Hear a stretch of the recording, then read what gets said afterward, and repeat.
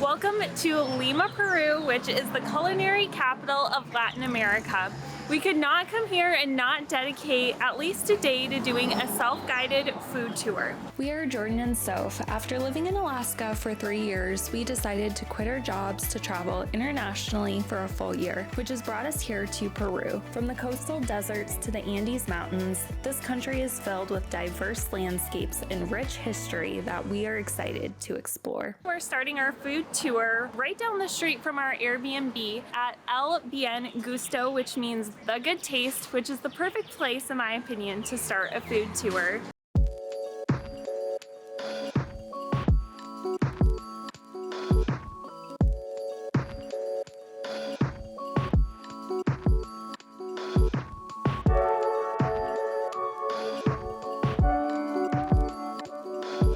So we just picked up our breakfast, which consists of coffee and an empanada de carne. These empanadas are a little bit different than any of the other ones that we've seen. Usually we see them like as a fried empanada.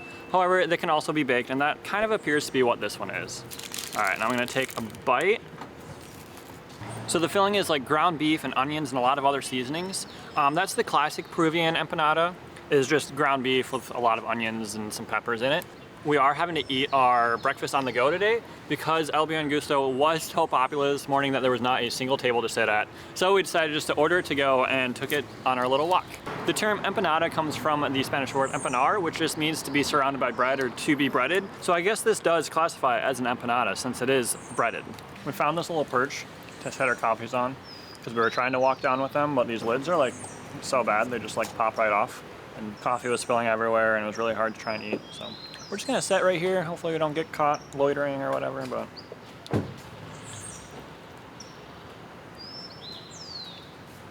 So all the spices and onions and peppers and make it really savory. But then on top, they brush some powdered sugar. So that gives it a really nice balance of both savory and sweetness. So good.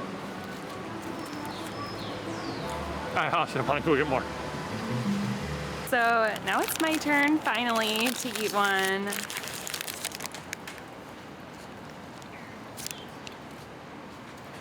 So good. So honestly, we got these yesterday morning too, and they were so good. We were like, we have to put them in the food tour. We're big repeaters, which is something that we need to stop doing. As soon as we find something good, we go back again and again and again. So yeah, second time having these, just as good as the first time. They're absolutely delicious, and if you're in Peru, definitely get one of these empanadas.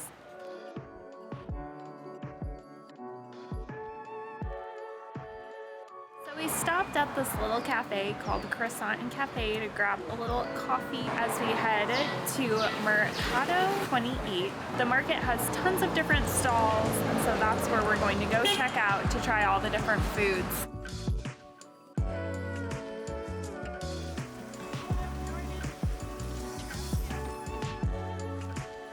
We are now here at Mercado 28 with the mission of finding just as much local food as we can. I feel like it shouldn't be too hard of a problem.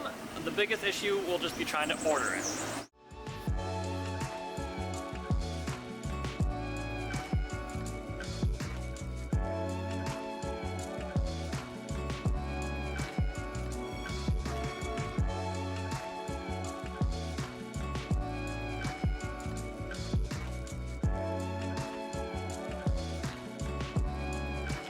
So while Jordan is working on getting the rest of the food, I'm sitting here enjoying the chicha morada, which is a fruit juice made from purple corn here in Peru. Last night at one of the restaurants we went to, the bartender gave us samples in little shot glasses. Otherwise, we would have had no idea what this amazing drink is, but what it is purple corn with cinnamon, cloves, pineapple, lemon juice, all blended together. It's absolutely delicious. It's not overly sweet, which is what I think I really like about it. So as soon as we got here to the food market, it's the first thing we ordered. Lots of food stalls had it, and I've already almost drank this entire glass. It's so refreshing. All right, so in typical food tour fashion, we have already far too much food to try and eat, and we're planning on getting more to just try as many dishes as we can. The first thing I'm going to dig into is this tamalito con criolla. So a tamalito is the Peruvian take on a tamale. It's just a little bit drier and a little bit smaller than the normal tamale. The Criolla is this right here, which is just kind of a mix of onions, some tomatoes, some limes, just a nice little mix to go along with the tamalito.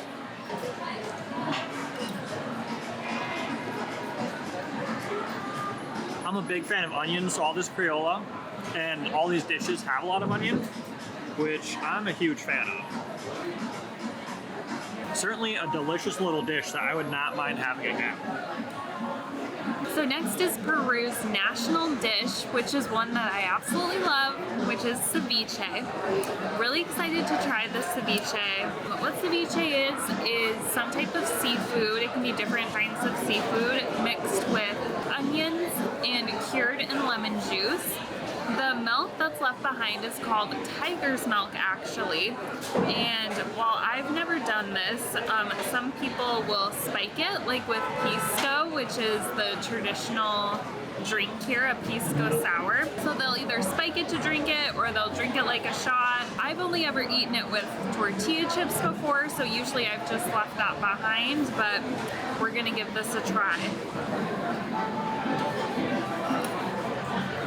With the peppers and the cilantro, this is definitely the most flavorful ceviche I've ever had. A little spicy too, but it's really good.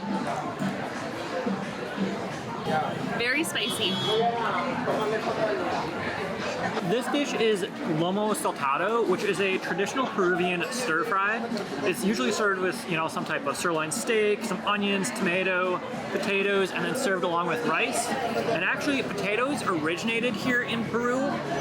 Potatoes weren't, a staple around the world until the explorers came here to Peru, found the potatoes, that they were eating them here, and then brought those back over to, England and everywhere else. So we can thank Peru for potatoes, which as a Midwesterner, that's like one of my staples. But this dish is certainly a little bit more hearty than the other dishes. Both the tamalito and the ceviche were just appetizers, and then this is more of your entree. Fun fact, tomatoes also originated in Peru, and when they were brought over, because of such a bright red color, no one wanted to eat them. And it wasn't until they started to get put on pizza in Italy that they were more widely accepted as, like a common staple or as a common food to eat.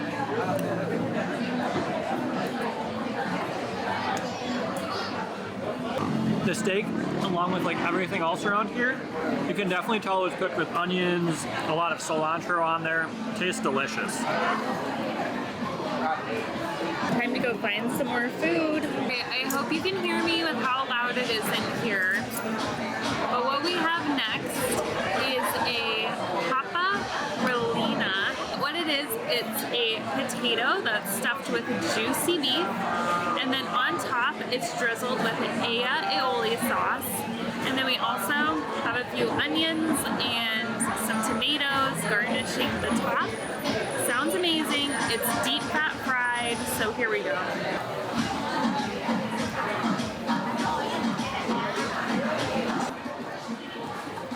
So we're gonna go hit the street and try to find a tasty churro to finish off our food tour.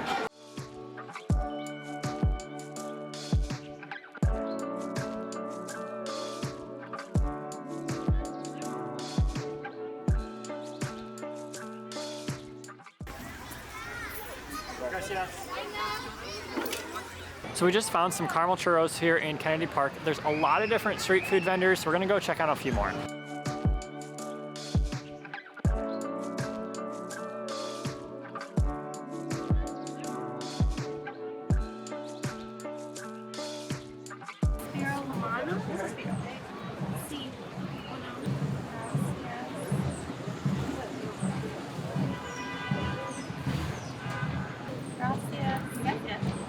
So our next traditional dessert that we're getting from this little vendor behind me is called Suspiro Limano, which is a type of pudding. This has a caramel flavor to it and kind of a creamy topping with cinnamon drizzled on top. Her stand is all different kinds of puddings, including a blue corn pudding, which looked delicious as well, but I'd read about this one and it's too cute not to try. It looks amazing. All right, so here we go.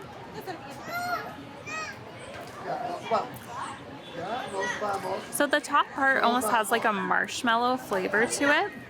Now I'm gonna get some of the bottom part. Maybe.